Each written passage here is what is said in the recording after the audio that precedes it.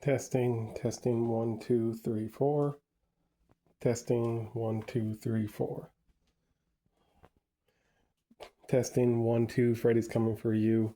3, 4, better lock your door. 5, 6, grab your crucifix. 7, 8, gonna stay up late. 9, 10, never sleep again. Well, if you couldn't tell by that intro, we're talking about A Nightmare on Elm Street, because some news has come out. Please ignore my mom snoring in the background. Like I said in my last video, our housing situation has gotten confusing. I don't know if I'll ever talk about it on camera. It's personal life stuff. It's none of y'all's business, but it is weird. So anyway, that's not important. So what is important is Nightmare on Elm Street. But before I actually get into the news of what's new, what's happening, I just want to say, Friday the 13th, we've had a drought for so freaking long without anything.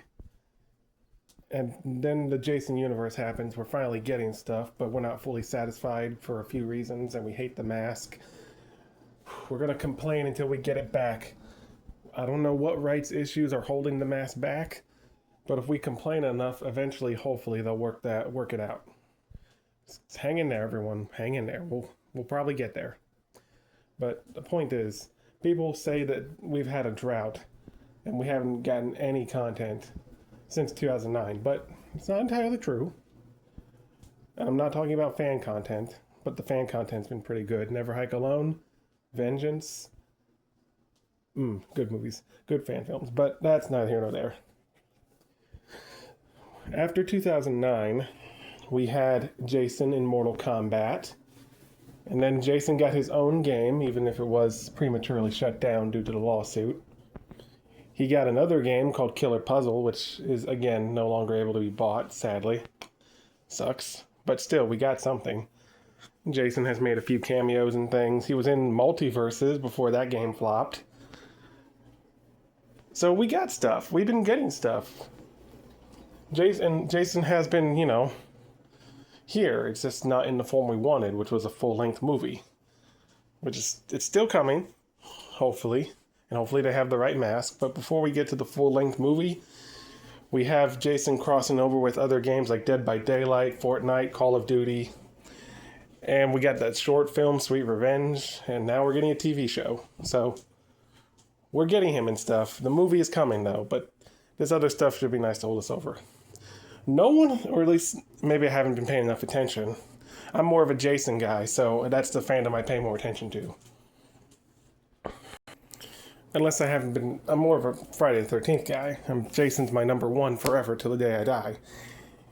He's my guy, whoop whoop. But I love Freddy. Believe it or not, I was a Freddy guy before I became a Jason guy. I was a Freddy stan before I became a Jason stan. It wasn't until after Freddy vs. Jason. Now, there's a huge debate on who actually won there. But little kid me must have thought Jason wins. And ever since then, I've been more of a Jason guy. Now, in hindsight, that makes me seem like an unloyal hoe. Like I just switched teams. Like I'm not. That's bad, but Jason is also just better as a character. Like, he has a tragic backstory. You can feel bad for him.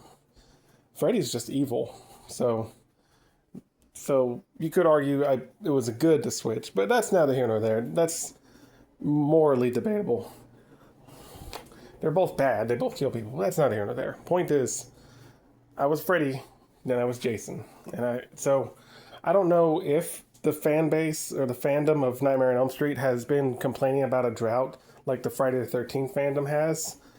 If they have, I must not have been locked in on it. But from what I've seen, no one talks about how there's been a fucking drought of Nightmare. Freddy's literally dead. Like, Jason, he still pops up. He's been popping up here and there, but he's dead. Freddy's dead. So after the 2010 remake, and I think he was in Mortal Kombat 9, but I don't know if that was before or after the remake. I think it was slightly before. But still, after the remake, he got in Dead by Daylight. Specifically, the remake him got in Dead by Daylight. And that's it. We haven't gotten nothing. Nothing. It's... oh my god, it was... We've gotten Jack with a side of shit. Nothing Freddy has come out. Nothing. Literally nothing. He hasn't shown up in anything else. Nothing. It's gone. And it's like, holy shit. So the fact that we finally got some news is like, holy shit. Holy shit, we're getting something. We're getting something. Okay. Let's see what we got. Now to the actual update. The actual new thing that's coming. And this is big. So now to the big news. After years of nothing, we're finally getting another Freddy movie. Possibly a Freddy show. I heard a little while back, but I don't think that's still happening. We're finally getting another Freddy movie. Oh my god, it's about time. And here's the twist. It's coming from Paramount? What? Huh? Hold on, that doesn't... What?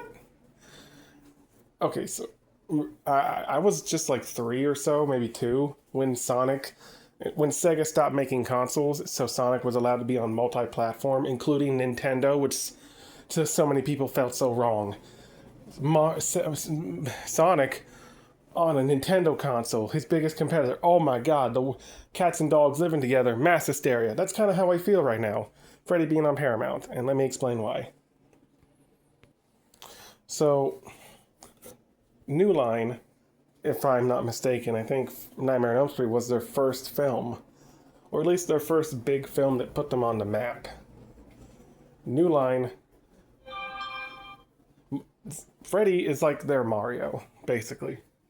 Sure, they haven't used him in a while, but still, he's like their Mario. He was their cash cow. They milked him dry, pumping out sequel after sequel until each sequel got progressively shittier, basically killing the brand, and then they killed him off and Freddy's Dead, the Final Nightmare, supposedly. Only to make another film a few years later, Wes Craven's New Nightmare. And then Freddy vs. Jason, over a decade after they teased it in Jason Goes to Hell. That film was in development hell, but still, there was some gaps. But even with those gaps, Freddy was still their cash cow. In the 2010 remake, even though Platinum Dunes had a part in it, because they did most of the slasher reboots, it was still also partially done by New Line. It was a collaborative film right there. So New Line and Freddy have always gone hand in hand, like Nintendo and Mario. So now let me get on to even more reasons why this feels wrong and it's so ironic. Sorry I keep pausing. I keep pausing to respond to my GF. Anyway. So, back in the day, the two biggest franchises of slasher in the 80s were Jason and Freddy. Slashers had like a thing. The thing was a silent big guy with a mask, doesn't talk, run around killing people. Kind of, could kind of be seen as a cliche. And Freddy, as well as others like Chucky, were their own little twists where they flipped the stereotype, the formula on its head, and have the killer be vocal and be wacky and say stuff and be telling jokes. And for Freddy in particular, he had the biggest gimmick of all. He was a dream killer. He wasn't running around in real life. He was dream killer, man. So, in the 80s, the reason why Friday the 13th was so successful, in my opinion, is it was the typical slasher perfected. Like perfectly done. Like the big silent guy in a mask. Jason was the perfect version of that archetype. Michael, laid the groundwork, and he's still respectable because, he came first and we wouldn't have Jason without Michael. So appreciate Michael. Still love Michael. But Jason, he did it the best. So Jason was the best of the typical slasher, and Freddy was the best of the untypical slasher. So those two were the biggest, and they were neck and neck in the 80s. So obviously, people wanted to see them cross over and fight. But this wasn't like the 1940s, where everything was owned by one company, Universal, so they all had the rights to everything. No, these were owned by different studios, so these different studios had to come together and try to work out an agreement to cross over. So their first attempt was in 1987. The two companies tried to work out an agreement with each other to make a Freddy vs. Jason crossover movie after the success of Friday the 13th Part 6, Jason Lives, which made Jason, the Jason we all know and love. He wasn't the killer in the first movie. He didn't get his hockey mask to the third movie. But he doesn't become the Jason that we all know and come to expect until Part 6. He doesn't become Jason until not only he gets the hockey mask, but he becomes undead. That's when he's the ultimate.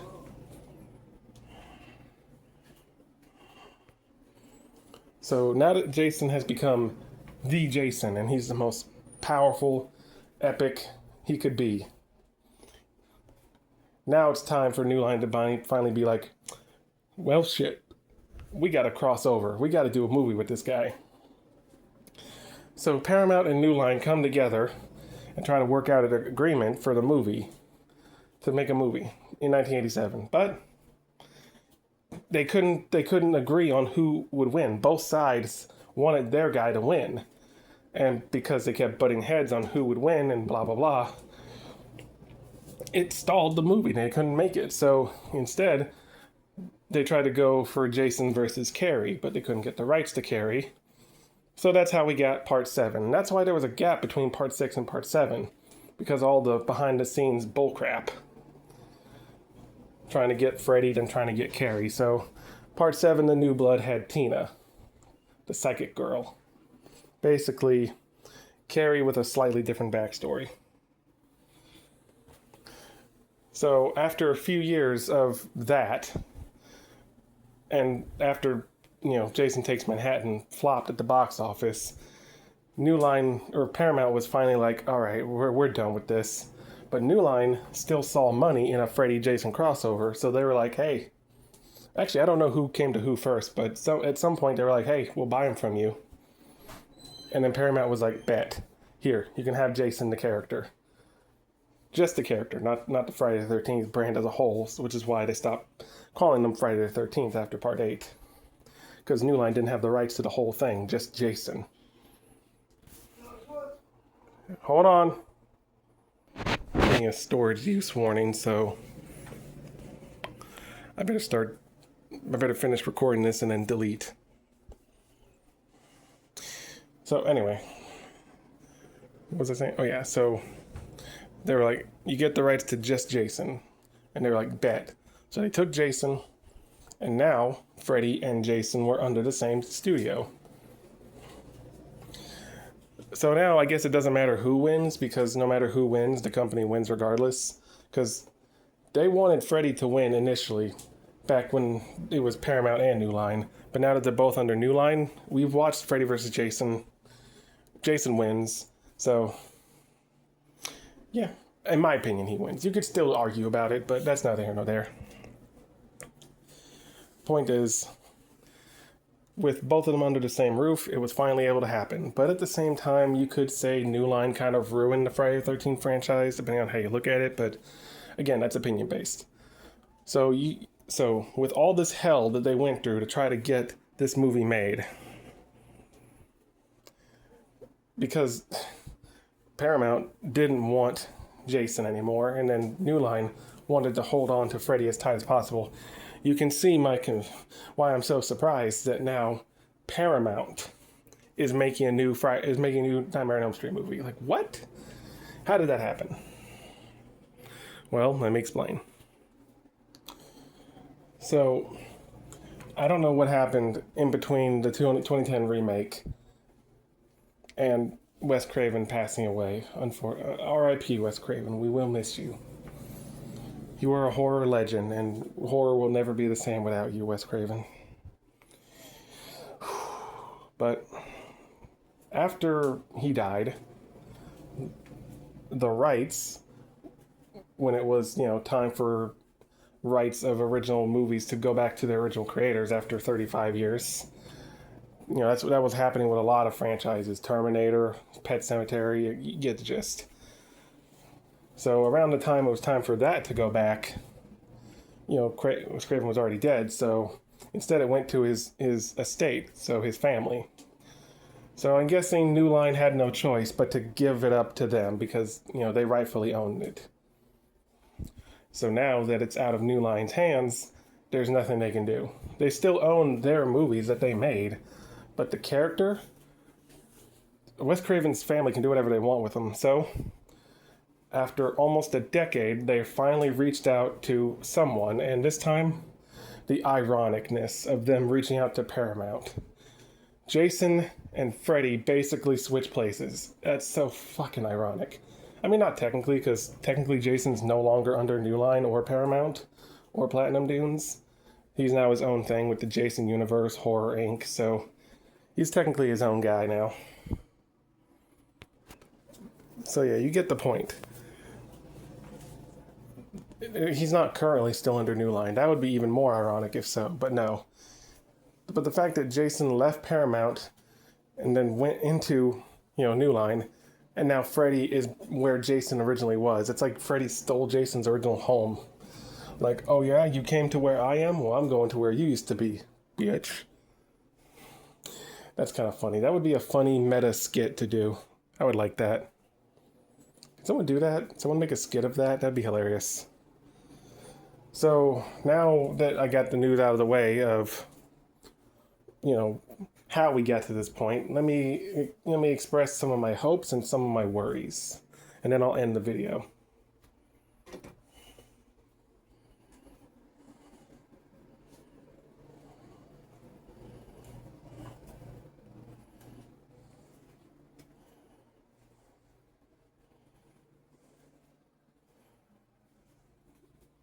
Oh, sorry, I forgot to pause the recording. So, they got the rights to the original screenplay. Not the first movie, like the actual finished product, just the screenplay, which has a few differences from, the movie. Does that mean the screenplay counts as its own universe? Separate from the film universe? Because it's technically its own thing that you can, own and whatnot. I'm thinking too hard. Point is, they got the rights to the original screenplay, and that's what they're going to use for this new remake.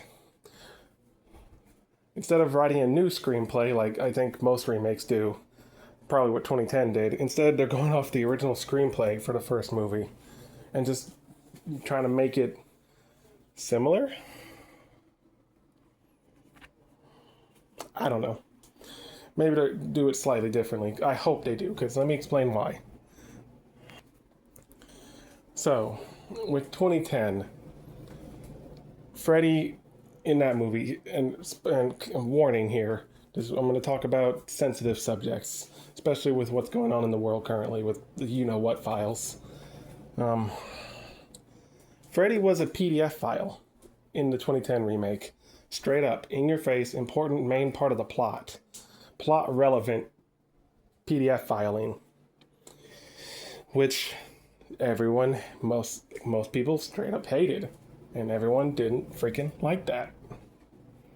People were not a fan. And people hated this one, saying the original Freddy was better because he's not a pedo. But thing is, the original screenplay, he was a pedo. But of course, Wes Craven at the time decided to omit that when they made the movie. Because of what was going on at the time, felt like it was bad timing, poor taste, and would just rub people the wrong way. So they removed it, and he's just a child killer. But he's still vaguely implied to be a molester in the movie, but never straight up established, and it's not relevant to the plot. The important thing is he's a murderer. The pedophilia part was irrelevant, which is the best way they could have done it. So you could say he's not, if you want to ignore subtext and you don't have media literacy. Or if you just want to choose to ignore something like the implied rape of Friday the 13th Part 3. So you could just choose to ignore Freddy being a pedo. And it works. Wes Craven cut it out. Robert Englund, the actor of Freddy, says Freddy's not one. There you go. But then the Freddy's Nightmares show, which is probably a different continuity from the movies, but still debatable, says he's a pedo, and that's Robert Englund Freddy. And in Nightmare Part 5, one of the newspaper articles says he's a pedo. So I guess Freddy has always been a pedo, despite what the actor says and despite them cutting it out. But still, it's a blink and you'll miss it. I didn't notice that until recently. I've been watching the movie since I was a kid, and I didn't notice the newspaper saying he was a pedo. So, still, it's a background thing. It's not his main thing. But in 2010, it was his main thing. He never killed the kids in that one until after he became the dream guy. He was only a molester, and that was his whole thing. And that people didn't like that. So I'm worried.